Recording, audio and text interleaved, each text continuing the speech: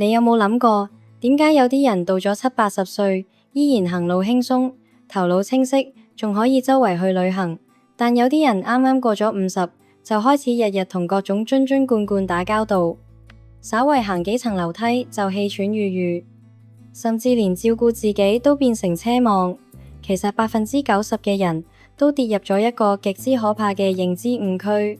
我哋總係理所當然但覺得，隨住年紀增長，身體機能衰退係無可避免嘅宿命。我哋將呢一切歸咎於老咗，歸咎於基因唔好，甚至歸咎於自己運氣太差。但今日我想毫不留情淡拆穿呢個蒙蔽咗無數人嘅假象。如果你而家正拎住手機，成日覺得哀到唔掂，睡眠質素斷崖式下降，腰圍越嚟越粗，體檢報告上面嘅箭嘴越嚟越多，咁你一定要將呢條片睇到最後。接落嚟嘅內容唔單止會徹底顛覆你對飲食同健康嘅底層認知，更加有可能喺未來某一日成為你同屋企人延緩身體衰老、守住生命活力嘅重要參考。呢個唔係喺度販賣焦慮，而係一場關乎你未來幾十年生活質素嘅認知覺醒。我哋將時間撥返幾十年前，聽一個極具啟發意義嘅真實故事。有一位65歲嘅老婆婆，晚年身體有多項健康指標亮起紅燈，體能大幅衰退，日常行動都大受影響。當時醫生講過，想改善只可以長期調理，好難短時間內恢復照常理。晚年身體衰退幾乎係好難逆轉，但驚喜慢慢出現咗。喺堅持調整每日飲食，長期食天然健康食材之後，呢位老婆婆嘅體能逐步好轉。靠住健康嘅飲食習慣同規律作息，安穩舒服淡活到96歲高齡，安詳走完餘生。佢亦都親眼睇住自己個孫長大成人，享受住滿滿嘅天倫之樂。呢個孫就係後嚟深耕全球健康領域嘅權威營養專家，亦都係我今日要同你哋拆解佢畢生研究心血嘅 Dr. Michael Greger。正正因為親眼見到毛波靠飲食調理換嚟健康萬年嘅改變，Dr. Michael Greger 毅然決然淡踏上咗探索食物同人體機能養護奧秘嘅醫學道路。佢翻閱咗成千上萬份前沿營養學文獻，最終將所有研究精華濃縮成一本風靡全球嘅經典著作《救命食譜》。請注意，呢絕對唔係一本教你點樣煮餸嘅普通食譜，而係一套經過無數科學數據驗證嘅人體日常營養養護指南。Dr. Michael Greger 喺書入面提出咗一個極之犀利，甚至令好多人警醒嘅核心觀點：我哋嘅基因只不過係幫呢把槍上咗膛，而真正掌控健康走向嘅係我哋每日嘅生活方式，尤其係我哋一日三餐食落肚嘅食物。飲食結構喺好大程度上決定咗你嘅生命質素同晚年狀態。好多人日日都喺度花大錢買貴價護膚品，辦幾千蚊嘅健身會籍，甚至去追求各種高端保養手段，但偏偏忽略咗最基礎、最核心，亦都係最長遠嘅一環，就係你個餐盤。你每日食落肚嘅食物，唔係喺幫你身體嘅防禦系統添磚加瓦，就係喺消耗你健康嘅根基，慢慢拖垮身體狀態，冇中間地帶。Dr. Michael Greger 發現，現代人嘅飲食結構已經出現咗嚴重偏差。我哋食落肚嘅有太多都係經過深度加工，流失咗天然營養嘅工業化食品。嗰啲包裝精美、保存期較長嘅加工零食，本質上大多都係高糖高油嘅複合調配食品。佢哋冇辦法為你嘅細胞提供充足天然營養，長期過量食用仲會加重身體代謝負擔，令內臟器官長期處於超負荷運作狀態。長此以往，你嘅身體就好似長期缺乏保養，但日日都喺高速公路上狂飆嘅汽車，損耗加劇只係時間問題。咁究竟科學養護嘅破局之道到底喺邊度？Dr. Michael Greger 俾出嘅終極答案係6個字：全食物、植物性飲食。聽落係咪平平無奇？唔使急，呢個正正就係底層邏輯嘅魅力所在。大道至簡，所謂全食物，就係指嗰啲保留天然形態、冇經過精細深加工嘅食物，唔好過度依賴提純咗嘅營養補充品，而係優先食完整天然食物本身。你要食蘋果，而唔係飲嗰啲去晒所有膳食纖維，剩返濃縮糖分嘅蘋果汁。你要食糙米同燕麥，而唔係嗰啲被剝走營養麩皮，剩返純粹熱量嘅精白米麵。為咗令普通人可以將呢個科學理念完美落實到每日生活入邊，Dr. Michael Greger細心總結出一套每日飲食12清單。呢個唔單止係一張表格，而係你每日幫身體補充天然營養嘅實用打卡指南。接落嚟，我會同你逐一拆解呢12個黃金密碼。呢個將會係你之後每日去超級市場入貨、去街市買餸嘅最高行動指南。第一大類就係被無數人嚴重低估嘅營養好物豆類。你可能唔知道，喺全球公認嘅長壽村落入面，無論當地人飲食習慣有幾唔同，唯一高度重合嘅飲食特質就係長年適量攝取豆類，黃豆、黑豆、紅豆、鷹嘴豆、小扁豆，佢哋簡直就係大自然賜俾人類嘅天然營養寶庫。豆類唔單止含有豐富優質植物蛋白，更關鍵嘅係佢哋係膳食纖維嘅優質來源。現代人點解成日都覺得腸胃唔舒服、排便唔暢順，就係因為膳食纖維食得太少。豆類入面嘅纖維可以為腸道益菌提供充足養分，當呢啲益菌維持穩定活性，就會幫助生成短鏈脂肪酸。呢種物質係守護腸道屏障健康嘅重要支撐，可以穩步提升身體基礎防護能力。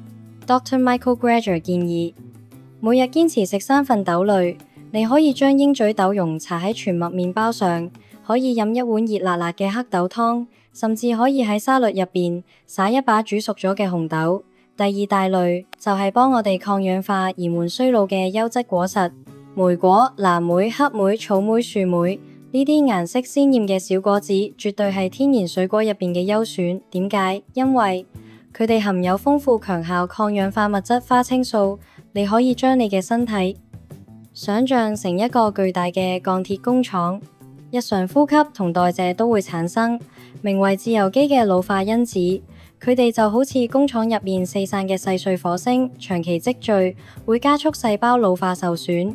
而莓果入面嘅花青素就係天然嘅抗氧化好物，可以幫助身體清理多餘自由基，減少細胞 DNA 老化受損。每日半杯新鮮或者冷凍莓果，就係俾自己日常健康最好嘅養護投入。第三大類就係除咗莓果之外嘅其他水果。好多人而家一講到糖就聞風喪膽，連水果都唔敢食，呢個簡直係因噎廢食。天然水果入邊嘅果糖同奶茶入邊人工添加糖漿係天差地別。水果喺提供天然糖分嘅同時，仲自帶大量維他命、礦物質、水分同膳食纖維。呢啲纖維就好似細小嘅緩衝層，可以減慢糖分進入血液嘅速度，令身體能量供應平穩持久。蘋果、橙、奇異果、火龍果，健康人群每日食3份其他水果，令身體每日都吸收到大自然嘅天然滋養。第四大類係蔬菜入邊嘅營養尖子，十字花科蔬菜、西蘭花、紫椰菜、羽衣甘藍、小白菜、蘿蔔。如果只可以揀一種蔬菜深耕日常養生，但一定係十字花科。佢哋含有獨特嘅天然活性營養成分，咀嚼西蘭花嗰陣，植物細胞破裂釋放出嚟嘅活性物質，可以幫助肝臟代謝排毒，幫身體做好日常清潔養護。記住一個小貼士，呢類活性營養好怕高溫煮太耐，建議將西蘭花切碎，短時間靜置入味之後再快手烹調，盡最大程度保留營養。每日1份十字花科蔬菜，築牢身體日常防護根基。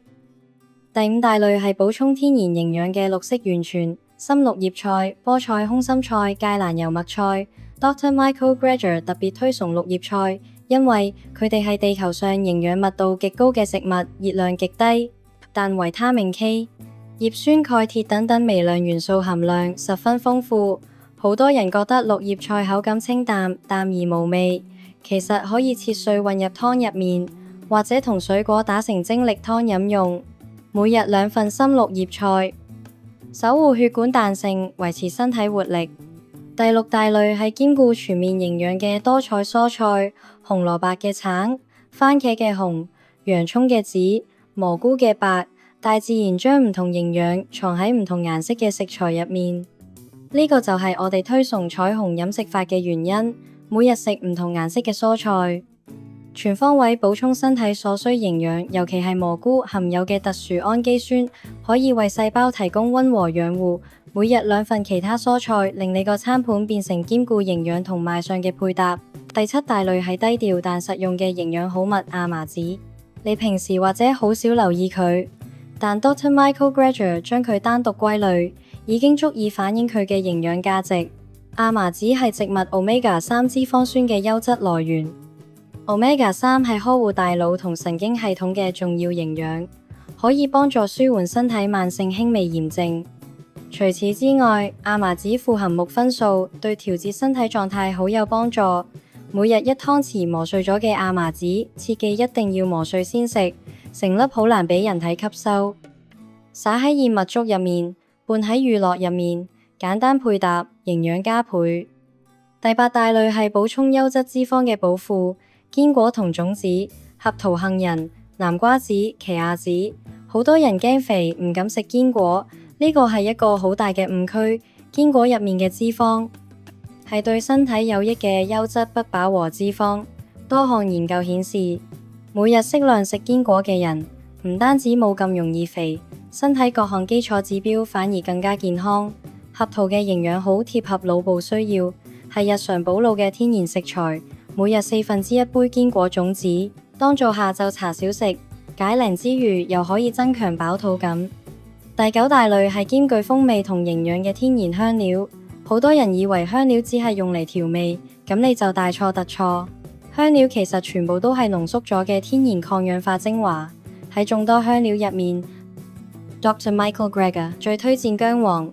薑黃入面嘅薑黃素係天然優質嘅養護成分，可以深入細胞層面調節身體代謝，配搭少量黑胡椒一齊食用，可以更好吸收營養。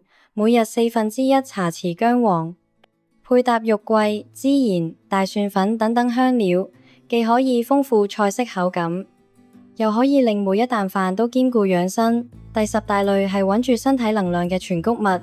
燕麥、糙米、藜麥、蕎麥，建議慢慢將屋企嘅精米白麵換走。